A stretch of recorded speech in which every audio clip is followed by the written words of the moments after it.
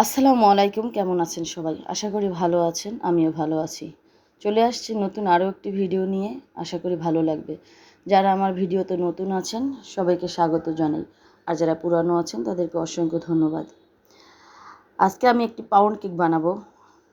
তো pound cake আমরা অনেকেই বানাতে জানি না, শক্ত হয়, তারপরে খেতে ভালো লাগে না, আমিও পারতাম না। তো আলহামদুলিল্লাহ এখন তৈরি করতে করতে এখন আমি সফল। প্রথম দিকে আমারও ভীষণ খারাপ হতো। যাই হোক, আমি কিভাবে এটি বানিয়েছি সেটাই আপনাদের সাথে একটু শেয়ার করব। প্লিজ ভিডিওটি যদি ভালো লাগে একটি লাইক দেবেন আর সাবস্ক্রাইব করে আমার পাশেই থাকবেন। তো আজকে আমি একটি ডিম দিয়ে পাউন্ড কেক বানাবো, সেটা দেখতেই পাচ্ছেন। একটি ডিম আমি একটি বাটিতে নিয়ে নিয়েছি, আর সাথে চিনিগুলো একসাথে দিয়ে নিয়েছি। চিনিগুলো একসাথে দেওয়ার এটাই কারণ যে আমি যদি পরে চিনিগুলো দেই, চিনিগুলোর কোয়াগুলো আস্ত থাকবে আর মেল্ট হবে না। আর যখন এটা আমি কেকটা চুলার উপরে দিব, চিনিগুলো উপরে ভেসে উঠবে আর ভীষণ আঠালো আর জেলোর মতো মনে হবে, খেতে ভালো লাগবে না, আর দেখতে তো সুন্দর লাগবেই না। ডিম আর সুগার এমনভাবে হ্যান্ড বিটার দিয়ে ফ্লপি করতে হবে যেন চিনির কোনো আস্ত কোয়া না থাকে।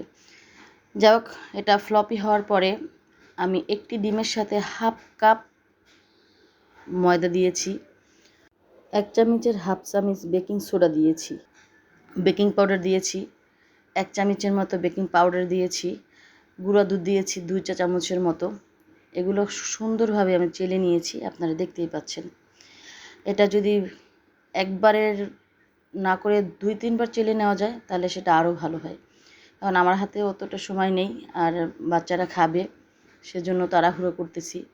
অনেক সুন্দরভাবে চেলে নিলে আপনার কেক এত সুন্দর হবে, সেটা আপনি নিজ চোখে যখন দেখবেন তখন বুঝতে পারবেন। যেটা সুন্দর একটা ফিডব্যাক পাওয়া যাবে। এখন মেজারমেন্ট কাপের 2 চা চামচ তেল নিলাম। অতিরিক্ত তেল নেওয়া যাবে না। আমি যখন কেক বানাতাম প্রথম দিকে তেলটা অতিরিক্ত হতো, যার কারণে আমার কেক সুন্দর হতো না, একদম চিটচিটে ভাব হতো। তেলটা অতিরিক্ত দিয়ে একেবারে নষ্ট করা যাবে না। আর এ পর্যায়ে 2-3 ফোঁটা ভ্যানিলা এসেন্স দিতে হবে। কেউ চাইলে চকলেট এসেন্স দিতে পারেন, তারপরে অরেঞ্জের ফ্লেভার আছে সেটা দিতে পারেন, কোকোনাট এসেন্স দিতে পারেন, তারপর মিল্ক এসেন্স দিতে পারেন, যার যেটা ভালো লাগে। অনেক সুন্দরভাবে মেশাতে হবে। হ্যান্ড উইচ দিয়ে মেশাতে পারেন, স্পুন দিয়ে মেশাতে পারেন, তবে আমার কাছে হ্যান্ড উইচই বেশি পারফেক্ট মনে হয়। এটা দিয়ে মেশালে ভিতরে কোনো দলা বা গুটুলি থাকে না।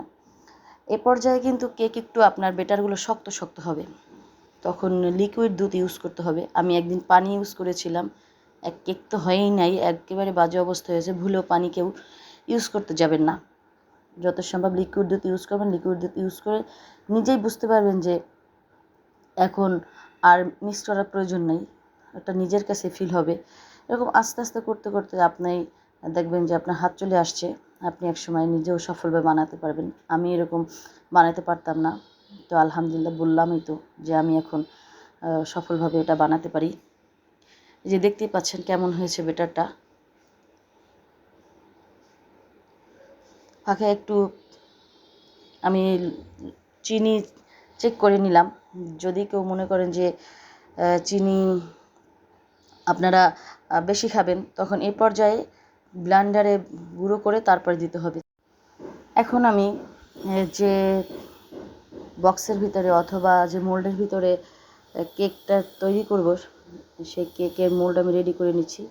আপনারা চাইলে এগুলো আগেই করে রাখতে পারেন, তবে আমি কাগজটা কেটে আগেই রেখে দিয়েছি। এখন শুধু একটু তেল ব্রাশ করে নিচ্ছি। তেল ব্রাশ না করলে কিন্তু বানানোর পরে কেক আপনার অটোমেটিক উঠে আসবে না, তখন কিন্তু এটা লেগে লেগে যাবে, আর কাটতে গেলে কেক ভালো লাগবে না দেখতে।